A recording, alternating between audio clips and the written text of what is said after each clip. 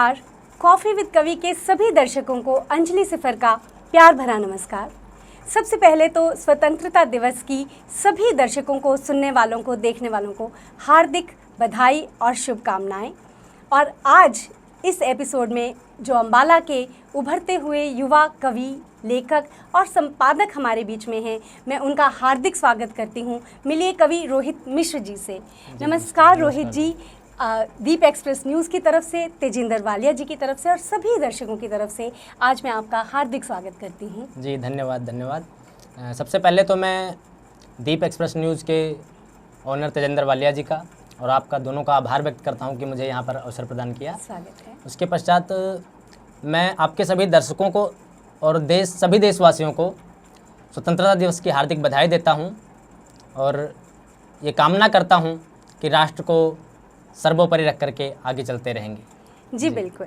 मैं चाहूँगी कि आप कुछ अपना परिचय, अपना जन्म, शिक्षा इत्यादि हमारे दर्शकों के साथ साझा करें।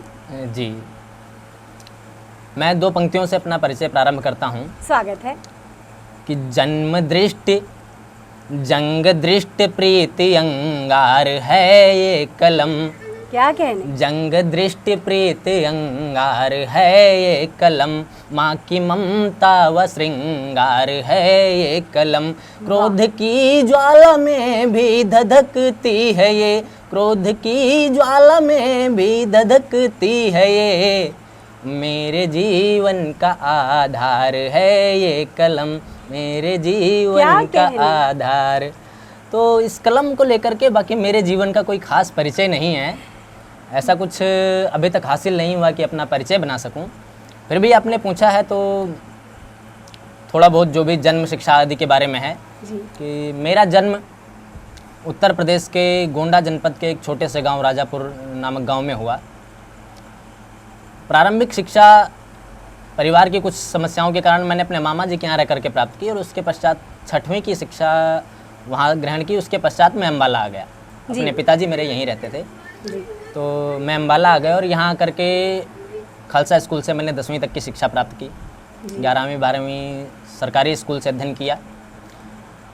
उसके पश्चात क्योंकि पिताजी मंदिर में रहते थे, पुजारी हैं वो, अच्छा, तो उन्होंने मुझे संस्कृत विद्यालय में डाल दिया, सनातन धर्म संस्कृत महाविद्यालय में जी।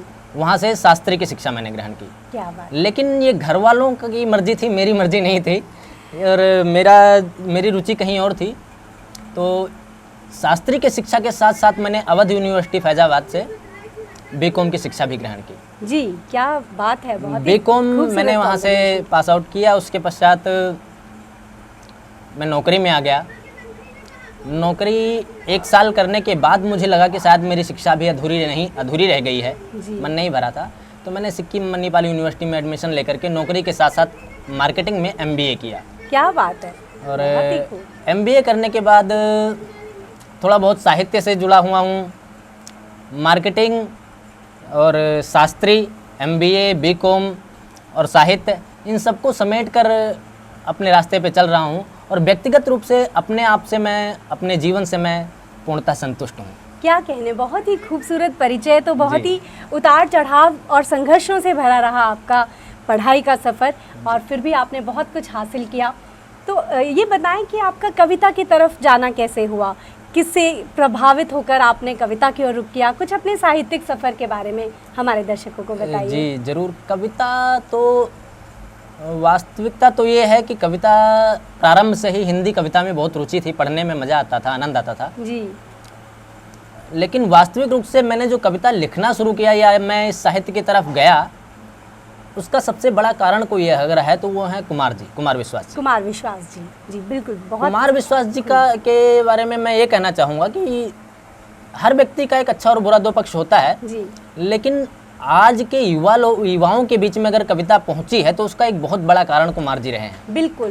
तो कविता में उनसे प्रभावित होकर के जी बिल्कुल उनसे प्रभावित होकर के, उनको सुन करके मैंने कविता की तरफ अपना कदम बढ़ाया, लिखने के बारे में सोचा और कई बार ऐसा हुआ कि कुमार जी को सुनने के बाद एक नई कविता अपने आप बन जाती थी। क्या कह सकते हैं कि कुमार विश्वास जी से प्रेरणा लेकर हाँ जी, मेरे साहित्यिक सफर में आने का अगर जरिया है तो ईश्वर ने कुमार विश्वास जी को कुमार ही विश्वास बनाया जी को है। बनाया जी है। बिल्कुल। क्या कहने, आपको अपनी पहली रचना याद है जो भी आपने लिखी जिस भी विधा में? अगर है तो जरूर हमारे दर्शकों के जी, साथ साझा पहली रचना विधा तो कोई नहीं थी उस रचना की, जी।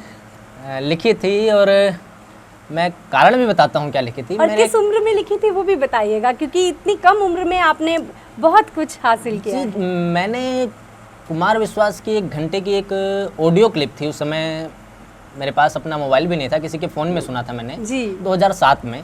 जी 1 घंटे की ऑडियो क्लिप सुनी थी और उसको सुनने के बाद लगा कि हाँ, मैं भी कुछ कर सकता हूँ, करना चाहिए। जी। मैं 9वीं कक्षा में था अच्छा। और उस समय ही मेरे एक मित्र थे, बहुत बहुत प्रिय मित्र थे उस समय के। तो उनका एक प्रेम संबंध जो था वो टूटा था। क्या बात है। तो उनसे बात करते हुए उनका रोना देख करके उनके लिए मैंने एक कि हाँ यार, मैं तुझे एक कविता लिख के देता हूँ। जी तो उनके लिए एक कविता मैंने लिखी थी। ज़्यादा तो मुझे याद नहीं है, हालांकि अब मुझे वो पढ़ता हूँ तो खुद को हंसी आती है, लेकिन उसकी कुछ पंक्तियाँ ऐसे थी कि रात भर जागता हूँ मैं, तुझे ही ताकता हूँ मैं, क्या बात है। तो तारों में मचलती है ये सच भी जानता हूँ मैं, तुझे मुझसे मिला दे रब, चाहे फिर जो सिला दे रब, क्या बात है। चाहे तुझको यहाँ भेजे, चाहे मुझको बुला ले रब, तो रब की ही दुआएं है ये सच भी जानता हूँ मैं, रात भर क्या ये बात कविता है। मैंने लिखी थी। हालांकि आप पढ़ता हूँ तो मुझे खुद हंसी आती है, लेकिन ये मेरी पहली रचना ये रही भी जरा है। साथ ही बताइए कि इस कविता का कुछ फायदा हुआ उन्हें या नहीं हुआ? कि जो ब्रेकअप हुआ था वो कुछ जुड़ा या नहीं जुड़ा? नहीं, दरअसल मेरा स्वभाव प्रारंभ से ही कुछ ऐसा रहा है कि मैंने उसको यही सुझाव दिया था कि ये कविता मैंने तुझे लिख के दी है कि इसको पढ़ के और रो ले बैठ के, लेकिन जो चला गया वो चला गया। अगर वो आना भी चाहे तो दोबारा उसको जीवन में हिस्सा नहीं बनाना है। जी क्या बात है, क्या कहने। मार्केटिंग में जैसे आपने बताया आप जुड़े जी, जी। हैं, तो दिन भर मुझे लगता है मार्केटिंग का काम ऐसा है कि दिन भर सफ़र, काम इत्यादि रहता है। जी, जी। तो लेखन के लिए आप कैसे वक्त चुराते हैं? मैं यही कहना चाहूँगी कि लेखन के लिए कैसे वक्त चुराते हैं और कैसे तालमेल बिठाते हैं अपने पैशन और प्रोफेशन के बीच में? जी हाँ, दरअसल पैशन और प्रोफेशन दोनों ही बिल्कुल अलग है, लेकिन जब कोई चीज़ दिल से हम करते हैं जी तो वो अपने आप हो जाती है। कविता दरअसल एक ऐसा विषय है कि जो हम लिख नहीं सकते, कोई भी व्यक्ति कविता लिखता नहीं है, जी। कविता अपने आप उतरती है। कविता अपने आप उतरती है, बिल्कुल। रही बात समय की, तो मार्केटिंग में है, बस में ट्रेन में यात्रा रहती है, जी तो बैठे हुए कापी और पेन अपने साथ रहता है अपने हमेशा। साथ रहता है, बिल्कुल। तो कभी भी कोई भाव आए तो लिख लिया, या जैसे मैं आसपास के क्षेत्र में अगर रहा, अपने मोटरसाइकिल पे जाता हूँ, तो मेरी आदत है कि अगर मुझे कोई भाव आता है कहीं पे तो मैं अपनी मोटरसाइकिल को साइड में लगाता हूँ और वहाँ पे उसको पहले एक नोट करते पन्ने पे हैं। थोड़ा सा नोट कर लिया कि इसको बाद में भूल ना जाए। और अब तो कई फ़ायदे मोबाइल के हैं, सोशल मीडिया एक जी, माध्यम जी, है, जी। तो कई बार तो ऐसा होता है कि कुछ याद आया तो मोबाइल निकाला, व्हाट्सएप में एक मैंने ग्रुप बनाया हुआ है। एक अजीब सी बात बताऊँगा, वो ग्रुप जो है मैंने हमदम के नाम से बनाया हुआ क्या है, कहने, और उस ग्रुप में मैं अकेला हूँ। आप अकेले? क्या ग्रुप में अकेले? क्या जी, जी। क्या बात मैंने है? एक अपने मित्र को उसमें जोड़ा ग्रुप बनाने के लिए और उसके बाद उनको निकाल दिया वहाँ से। निकाल दिया। तो मैं उसमें रिकॉर्डिंग करके डाल लेता हूँ, तो बाद में जब भी समय मिलता है मैं उसको सही कर लेता हूँ। कई बार इसका नुकसान ये होता है कि हम लिख के या ग्रुप में डाल के छोड़ देते हैं, पड़ा रह जाता है, समय पड़ा नहीं रहता मिल है, पाता है। बिल्कुल, बिल्कुल। लेकिन लाभ ये होता है कि जब कभी भी हम उसको सुनते हैं तो अपने उस भाव को, अपने विचार को, क्योंकि जब हम कविता के लिए कोई भाव आता है हमारे बीच में और हम ये छोड़ दें कि ठीक है अभी मैं इस शब्दों को याद रखता हूँ, भाव को याद रखता हूँ, थोड़ी देर बाद में लिख लूँगा, तो आप कितना भी प्रयास कर लो उन शब्दों को, उन वो भावों को भाव पकड़ नहीं पाते आता। हैं। बिल्कुल बिल्कुल, मैं बिल्कुल कोरिलेट कर पा रही हूँ आपकी सभी बातों से। जी जी मुझे भी पीछे एक नौकरी के सिलसिले में सफ़र करना पड़ता था, तो काफ़ी लेखन जो है मेरा सफ़र के दौरान हुआ। जी, जी। और दूसरा ये जो कि भाव उड़ जाते हैं, वाकई मुझे लगता है भाव एक कपूर की तरह होते हैं। बिल्कुल, बहुत बिल्कुल। से लेखक आपकी और मेरी इस बात से कोरिलेट कर पाएंगे कि आप सोचें अभी थोड़ी देर में ये काम खत्म करके हम लिख लेंगे और वो ऐसे उड़ता है जैसे कि उसका नामो निशान भी याद नहीं रहता कि था क्या। बिल्कुल बिल्कुल, कई बार तो ऐसा होता है कि आप भाव मन में आया, शब्द जुड़ते चले जी। गए और पूरा एक गीत या रचना पूरी एक तैयार हो रचना जाती है। तैयार हो गई बिल्कुल, आपकी, लेकिन अगर आपने उस समय नोट नहीं किया तो कुछ समय बाद उसका मुखड़ा ही नहीं आ पाता है, बाकी गीत की तो बात ही अलग जी है। बिल्कुल जी, जी। बिल्कुल। रोहित जी, एक मैं जानना चाह रही थी अब पर्सनल लेवल पर जी, कि जी। सभी शायर, कवि इत्यादि, मैं खुद भी उनमें शामिल हूँ, जी, जी। अपना तखल्लुस ज़रूर रखना पसंद करते हैं। जी, जी। तो आपने कोई तखल्लुस नहीं रखा, ऐसा क्यों? तखल्लुस को लेकर के या पेन नेम कहते हैं शायद, जी जी, उपनाम। इसको लेकर के मेरा एक अपना ये विचार है कि उपनाम व्यक्ति का उसके कार्य से पड़ जाता है। कई बार जी, कोई व्यक्ति जैसा काम कर रहा होता है या जैसी उसकी पहचान होती है तो लोग जी। उसे उसी नाम से बुलाना उसी नाम प्रारंभ से कर देते बुलाना हैं, शुरू कर देते तो उसका उपनाम बन जाता है। हैं। जी या फिर उपनाम कोई दूसरा देता है। जी मेरे साथ अभी दोनों कुछ ऐसा नहीं हुआ। जी तीसरा ऐसा क्या होता है कि बहुत सारे लोगों को देखिए आप, उनके नाम के साथ उनके शहर का नाम जुड़ शहर जाता का नाम जुड़ जाता जैसे है। वसीम बिल्कुल। बरेलवी हो गए, जी जी जी। हमारे अम्बाला के नफस नफस अम्बालवी सर जी हो हो गए, गए। बिल्कुल। बहुत बार होता है कि शहर का नाम साथ जुड़ जाता है। अब मेरा नहीं है इसका कारण, जो मेरा व्यक्तिगत कारण ये है कि मुझे लगता है कि शायद मैंने अभी ऐसा कुछ किया नहीं कि मेरा कुछ उपनाम बन सके या कोई मुझे उपनाम दे। रही बात शहर का नाम जोड़ने की, तो जिस दिन मुझे लगेगा कि हाँ अगर मैं अपने नाम के साथ अपने शहर का नाम जोड़ूं तो मेरे शहर का नाम कम से कम खराब नहीं होगा। जिस दिन ऐसा लगा उस दिन शहर का नाम जोड़ सकते दिन शहर का हैं। नाम अन्यथा नाम तो चल ही रहा है, उपनाम कोई दे देगा तो देखा जाएगा। जी बिल्कुल, बहुत जल्द आपको एक कोई उपनाम ज़रूर मिलेगा। और ये आपका बड़प्पन है कि इतना अच्छा लेखन करने के बावजूद आप ज़मीन से जुड़े हैं और ये कह रहे हैं कि मैंने अभी ऐसा कुछ किया नहीं कि मुझे उपनाम मिले। तो यकीनन बहुत जल्द आप खुद अपना उपनाम, मुझे लगता है, रखेंगे। तो आप हमारे दर्शकों को बताएं कि आप किन किन विधाओं में लिखते हैं और कौन सी आपकी पसंदीदा विधा है? विधाओं में परिपक्वता तो मैं नहीं कहूँगा कि है मेरे अंदर किसी भी विधा में। मैं लगभग हर विधा में लिखता हूँ, गीत लिखता हूँ, गज़ल जी, लिखता हूँ, मुक्तक जी। लिखता हूँ, छंद लिखता हूँ। लेकिन हर विधा को मैं अभी सीखने का ही प्रयास कर रहा हूँ। जी बहुत सारी ऐसी चीज़ें मिल जाती हैं प्रतिदिन जब हम लिखते रहते हैं। एक विधा को लेकर के अगर 4 या 5 वर्ष हम लगातार लिखते रहे और 5 वर्ष बाद अचानक कोई ऐसी चीज़ नहीं मिलती है उस विधा में जिसका हमें ज्ञान ही नहीं है, बिल्कुल बिल्कुल। तो अभी मैं सारी विधाओं को सीख रहा हूँ। फिर भी अगर आप पूछ रहे हैं तो मेरी पसंदीदा अगर कोई विधा है या कुछ लिखने का है तो मैं वीर रस को लिखना अधिक पसंद करता हूँ, पढ़ना अधिक पसंद करता हूँ। वीर रस के भाव मेरे मन में अधिक आते हैं। और छंद, खास तौर पर घनाक्षरी छंद लिखना मुझे बहुत ही पसंद है। लिख कम पाता हूँ क्योंकि थोड़ा कठिन होता है छंद लिखना, जी। लेकिन घनाक्षरी छंद लिखना, पढ़ना, सुनना, तीनों मुझे बहुत अधिक प्रिय है। तो फिर एक घनाक्षरी छंद हो जाए हमारे दर्शकों के लिए। चलो आपने कहा है तो मैं अपने ही तरीके का एक घनाक्षरी छंद आपको सुनाता हूँ, जी, जिस स्वागत। रस में मैं लिखता हूँ कि तिलक ललाट पे, शिखा कपाल पे है मेरे। क्या बात। तिलक ललाट पे, शिखा कपाल पे है मेरे। धर्म से सनातनी हूँ, कर्म से मैं भारती। क्या बात है। और शिव जी के हाथ मैंने सौंप दी है पतवार। महाकाल साथ हो तो मौत नहीं मारती। शिव जी के हाथ मैंने सौंप दी है पतवार। महाकाल साथ हो तो मौत नहीं मारती। और मन में है सद्भाव, प्रेम का नहीं अभाव। मन में है सद्भाव, प्रेम का नहीं अभाव।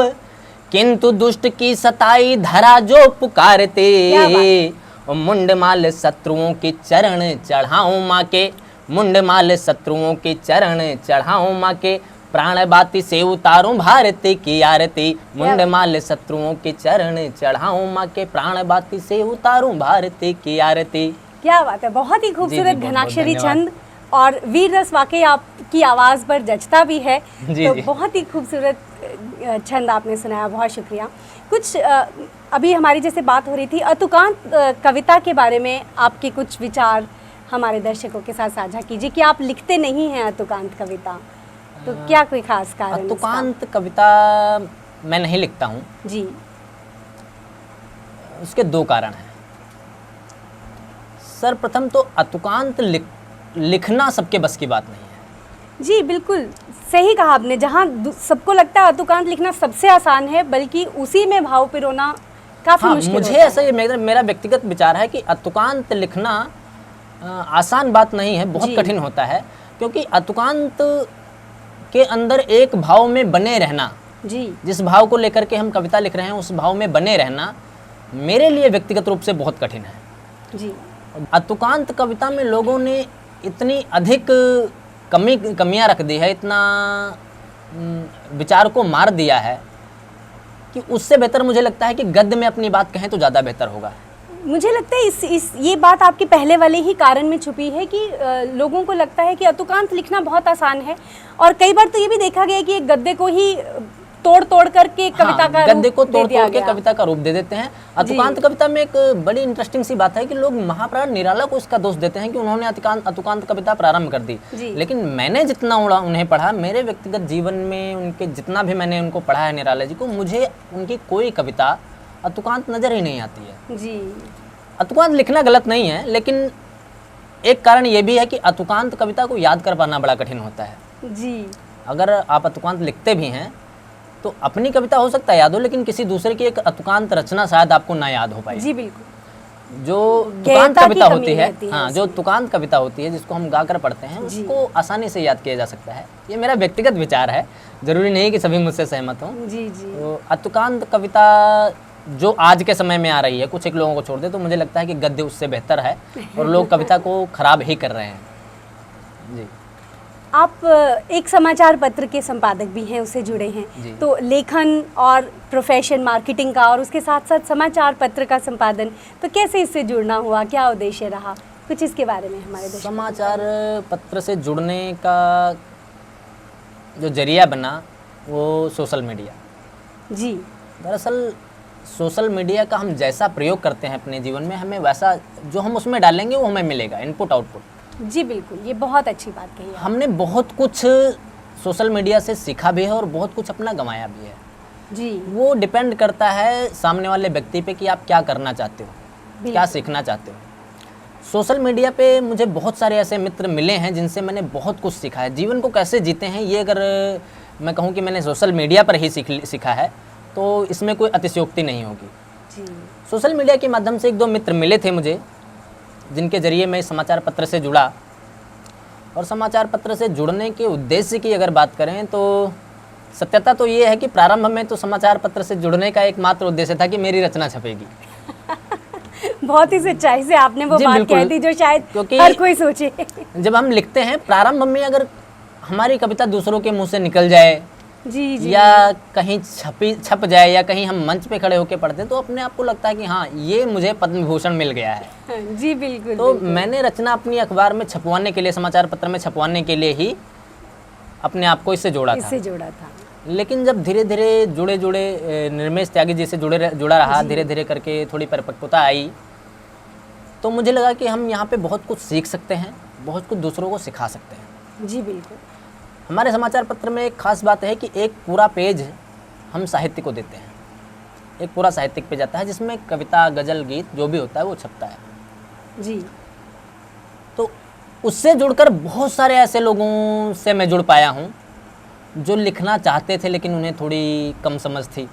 जी उनके अंदर सीखने की ललक भी थी। लोगों ने कांटेक्ट किया, उन्होंने मुझसे सीखा भी, और बहुत सारे ऐसे लोगों से जुड़ पाया हूँ जो बहुत बेहतरीन लिखते थे। मैंने उनसे कांटेक्ट किया और मैंने वहाँ से सीखा। बिल्कुल, सीखना सिखाना तो एक अनवरत विचारों प्रक्रिया है। का, ज्ञान का आदान प्रदान करने के लिए एक बहुत बड़ा माध्यम बना है समाचार पत्र मेरे साथ। इसलिए मैं यहाँ से जुड़ना मेरे लिए सौभाग्य की बात रही। वाकई समाचार पत्र तो एक बहुत ही सशक्त माध्यम है जिसके द्वारा हम बहुत कुछ सीख और सिखा सकते हैं। जी जी तो ये वर्तमान अंकुर आपका जो समाचार पत्र है, जी जी जी तो नोएडा से प्रकाशित जी होता जी है। जी मेरी गज़ल भी इसमें छप चुकी है। बहुत जी, जी, ही जी। खूबसूरत साहित्य का पेज है जो आप चलाते हैं, और इसके माध्यम से बहुत से नव लेखकों को भी प्रोत्साहन मिलता है जब एक रचना छपकर सामने आती है। हाँ, नौ लेखकों के माध्यम की बात आई तो मैं ये कहूँगा, कई बार बहुत सारी रचनाएं मेरे सामने ऐसे आती थी जब मैं उस पेज को देखने लगा तब। उससे पहले तो मैं खुद भी ऐसे शायद भेजता था, लेकिन पेज को देखने लगा जब बहुत सारी ऐसी रचनाएं आती थी जिससे मैंने भाव, शब्द, इसको गढ़ना कैसे है, बहुत कुछ सीखा है। जी बहुत सारी ऐसी रचनाएं आती थी जिसे देख के दिल करता था कि नहीं यार, ये तो छापने लायक नहीं है। जी। लेकिन त्यागी जी ने मुझे पहले कहा था कि हमें कोई भी रचना किसी की रिजेक्ट नहीं करनी। क्या बात। तो हम कांटेक्ट करते थे उन लोगों से, जी। इसको ऐसे करिए, इसको ऐसे करिए, इसको ऐसे करिए, और उसको बहुत कुछ सुधार के हम हर रचना छापते हैं। बहुत ही अच्छी बात कही आपने कि नकारने की बजाय सुधारने पर हमें बल जी, देना बिल्कुल, चाहिए। बिल्कुल। तो यहाँ हम रुकते हैं एक छोटे से ब्रेक के लिए, और ब्रेक के बाद ये रोचक बातें जारी रहेंगी कवि रोहित मिश्र जी के साथ। जी। इस कार्यक्रम के प्रायोजक हैं Shri Balaji enterprises, Basant food plaza and ice cream parlour, Delhi chicken, Ram Prasad, DAV public school, Shahbad Markanda, Surya public senior secondary school and scholars, Bhanukhedi, SR Dayanand public senior secondary school, Ambala city. बहुत स्वागत है आप सभी का ब्रेक के बाद। और जैसा कि आप जानते हैं, ब्रेक के एकदम बाद का वक्त रहता है कवियों का कोना के लिए। और पिछले हफ्ते हमारे मेहमान द्वारा उन्वान दिया गया था मेहमान। तो मेहमान उन्वान पर हमारे साथ कुछ कवि जुड़े हैं। सबसे पहले मैं लेना चाहूँगी श्री कृष्ण सैनी जी की दो पंक्तियाँ। वो कहते हैं, जिंदगी में मैं कभी तन्हा नहीं रहा, जिंदगी में मैं कभी तन्हा नहीं रहा, ये गम मेरे दिल में बरसों से मेहमान है। अरे वाह, क्या बात है। और मनीषा भसीन नारायण जी ने एक दोहा लिख भेजा है हमें। वो कहती हैं, अतिथि होता देवरूप कर उसका सम्मान, अतिथि होता देवरूप कर उसका सम्मान, जिसके आने से बढ़े अपने घर की शान। अरे वाह, बहुत बढ़िया, बहुत बढ़िया। बहुत खूब। नीरजा रजनीश जायसवाल जी जुड़ी हैं और वो कहती हैं, बहुत समय से दिल के थे अरमां, कभी तो बने आप हमारे मेहमान, आज हुई पूरी दिल की मुराद, और दी हमने खुद को आपके आने की मुबारकबाद। जी जी, बहुत ये तो बढ़िया, हमारे बहुत कार्यक्रम खूब। पर जी, भी जी, आज बिल्कुल सूट करता है। बहुत शुक्रिया नीरजा जी। और यहाँ मैं अपने होस्ट होने का फ़ायदा उठाकर अपनी भी दो पंक्तियाँ जी, बिल्कुल, सुना बिल्कुल, देती बिल्कुल। हूँ सबको। ये फ़ायदा मैं हर एपिसोड में उठाती हूँ।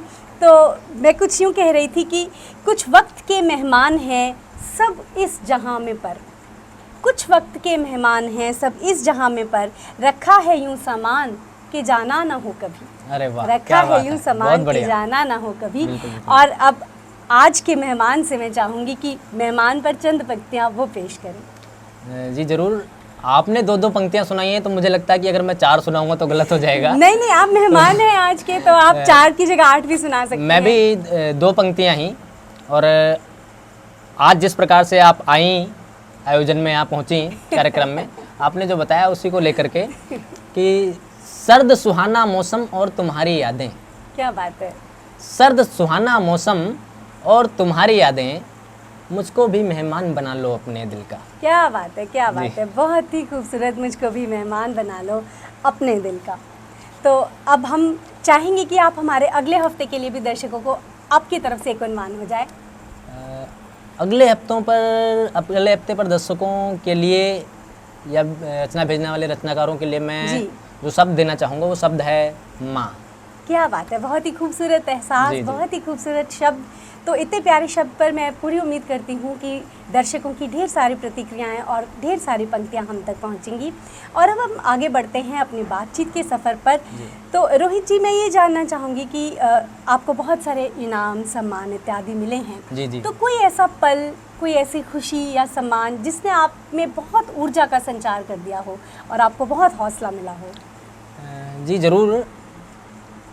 दरअसल सम्मान कोई भी मिले और कहीं भी मिले वो बहुत प्रिय होता है। बिल्कुल बिल्कुल। आज आपने मुझे सम्मान दिया, यहाँ पे बिठाया, तो ये भी मेरे लिए एक यादगार पल रहा। जी, मंच सम्मानित है आपको। जी जी। और यहाँ बिल्कुल बुलाकर। कोई भी जहाँ भी सम्मान मिला वो सभी प्रिय रहा, लेकिन फिर भी आपने कुछ खास पूछा है। जी। तो मुझे याद आता है 2018 में दिल्ली में एक काव्य कुंभ प्रतियोगिता हुई थी, जी जी जिसमें लगभग 100 के करीब में कवि पूरे देश के कोने कोने से आए थे। जी और वहाँ मैंने अपनी एक रचना सैनिक जो थी वो रचना सुनाई थी, जी। जिसमें मुझे प्रथम पुरस्कार मिला था। क्या बात तो है। वो सम्मान जो है वो मेरे लिए एक बहुत बड़ी याद बनी हुई है मेरी। क्या बात है। कृपया हमारे दर्शकों को भी वो रचना सुनाइए। जी, रचना मैं दर्शकों को थोड़ी सी बड़ी हो जाएगी, लेकिन उसकी 2 पंक्तियाँ मैं सुना देता हूँ आपको। जी ज़रूर। कि उस रचना का विषय जो था वो सैनिक है। जी। सैनिक युद्ध कर रहा है, गोली लगती है, वो गिर जाता है, सांसें चल रही होती हैं और उसे अपने परिवार की याद आती है। क्या तो वो क्या क्या बातें करता है। सैनिक कहता है कि लो मैं हंसता हंसता जा रहा हूँ, लेकर तिरंगे की निशानी, लो मैं हंसता हंसता जा रहा हूँ, लेकर तिरंगे की निशानी।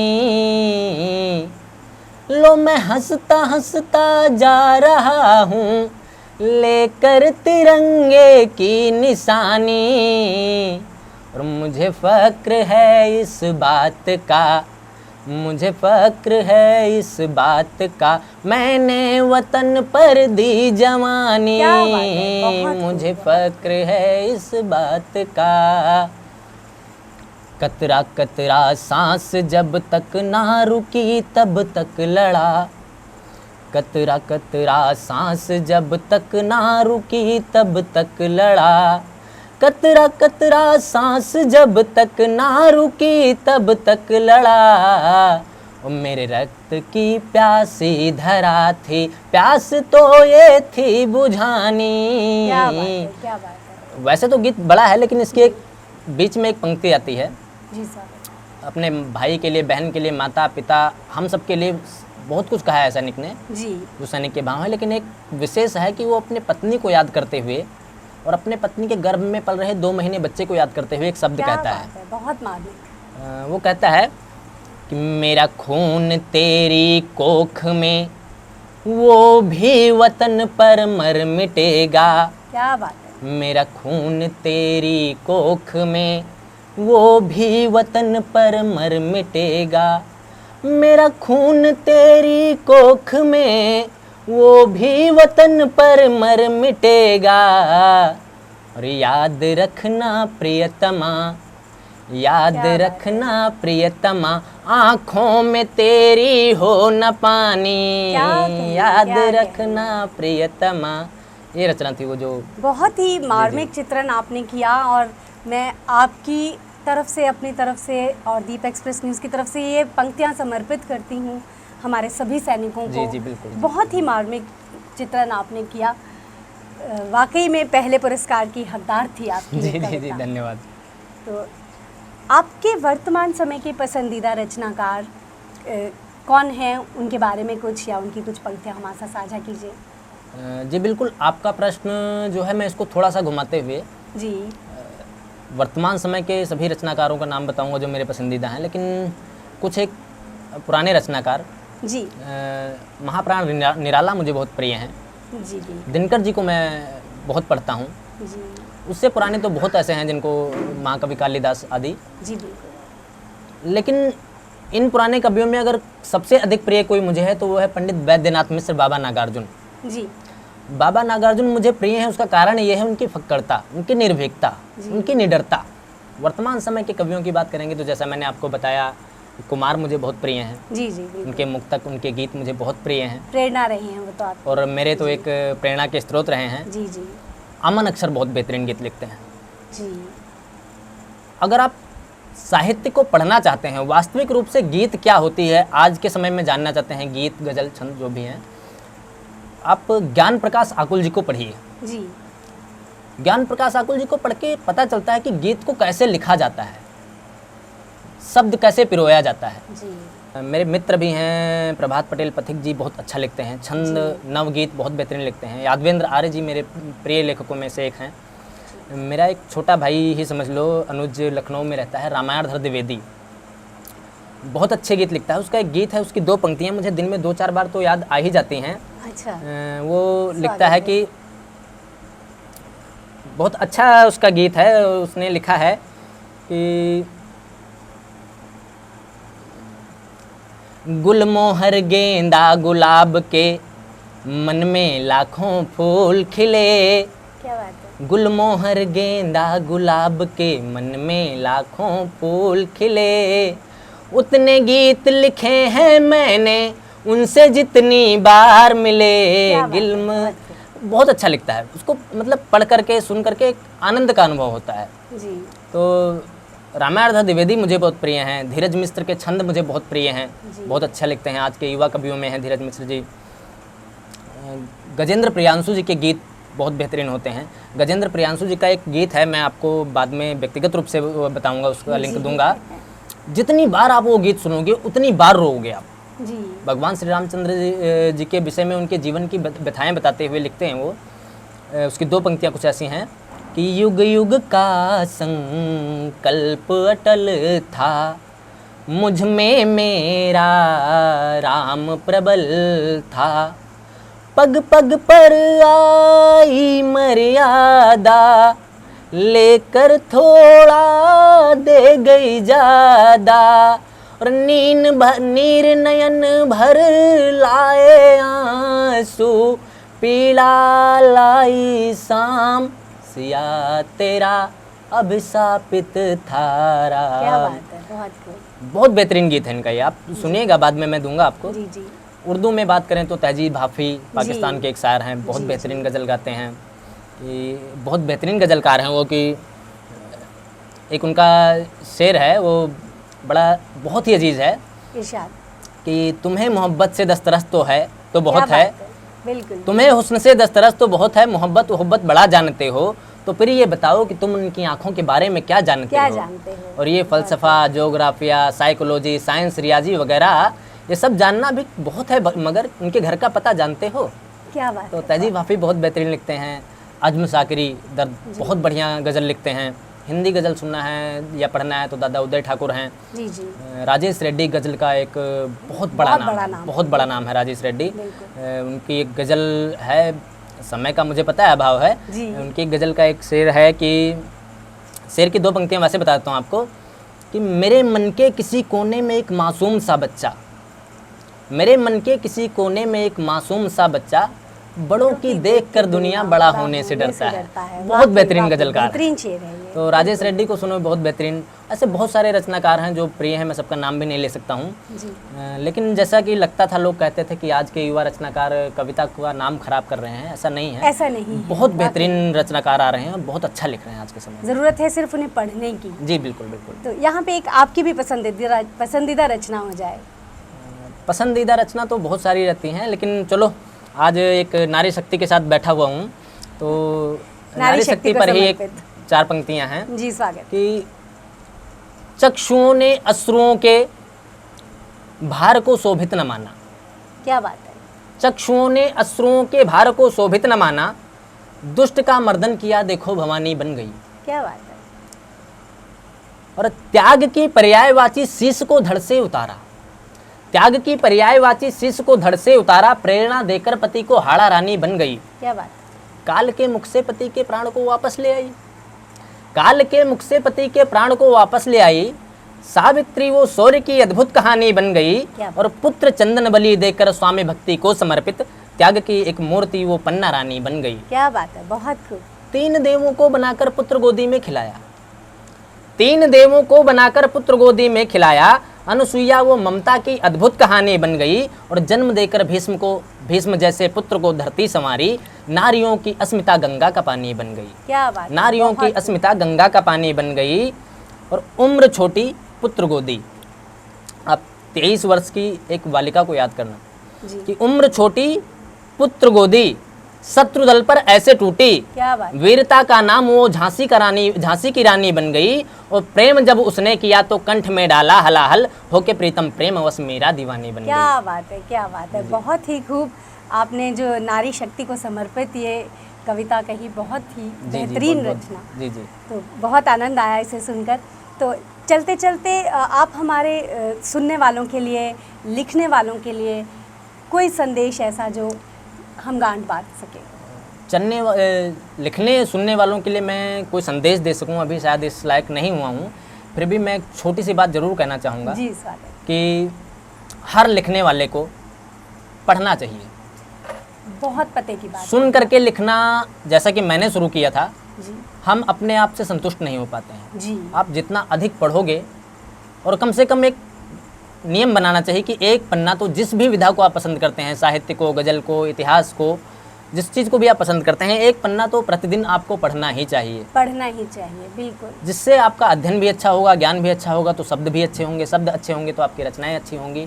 और सुनने वालों के लिए तो बस इतना सा कहना है कि वो मुझे सुनते रहें और आपको सुनते रहें, इससे अच्छा मैं तो कुछ नहीं कहना चाहूँगा। सभी को सुनते रहें, सुनने वाले सभी लिखने वालों को सुनते रहें, और लिखने वाले और लिखने वालों को पढ़ते रहें। तो यही हम कहना चाहेंगे। तो बहुत ही रोचक बातचीत रही कवि रोहित मिश्र जी से। और अब मैं आमंत्रित करना चाहूँगी कार्यक्रम प्रोड्यूसर अनामिका धीमान जी को कि वो हमारे मेहमान का सम्मान करें। रोहित मिश्रा जी, आपका बहुत बहुत धन्यवाद, हम हमारे स्टूडियो में आए और आशा है कि हमारे दर्शकों को आपकी कविताएं, आपकी रचनाएं बेहद पसंद आई होंगी। और आज हमारे एमडी तेजिंदर सिंह वालिया जी किसी ज़रूरी काम से बाहर गए हैं, तो उनकी ओर से मैं आज आपको सम्मानित करना चाहती हूं। तो आपका बहुत बहुत धन्यवाद सर, आप हमारे स्टूडियो में आए हैं। मैं अंजलि सिफर जी का भी धन्यवाद करती हूं कि वो हर शनिवार हमें अनेक अच्छे अच्छे कवियों से रूबरू करवाती हैं और सुनाती हैं हमें अच्छी अच्छी कविताएं, और बेहद हमें पसंद भी आती हैं। सर आपका बहुत बहुत मैं एक बार फिर से धन्यवाद करती हूँ। धन्यवाद। तो आज आप रूबरू हुए अम्बाला के युवा कवि रोहित मिश्र जी से। उम्मीद करती हूँ आपका प्यार हमें यूं ही मिलता रहेगा। कवियों के कोना के लिए भी माँ उन्वान पर आपकी पंक्तियों का इंतज़ार रहेगा। एक बार फिर सभी को स्वतंत्रता दिवस की हार्दिक शुभकामनाएं देते हुए अंजलि सिफर का नमस्कार। कार्यक्रम के प्रायोजक थे Shri Balaji enterprises, Basant food plaza and ice cream parlour, Delhi chicken, Ram Prasad DAV public school, Shahbad Markanda, Surya public senior secondary school and scholars, Bhanukhedi, SR Dayanand public senior secondary school, Ambala city.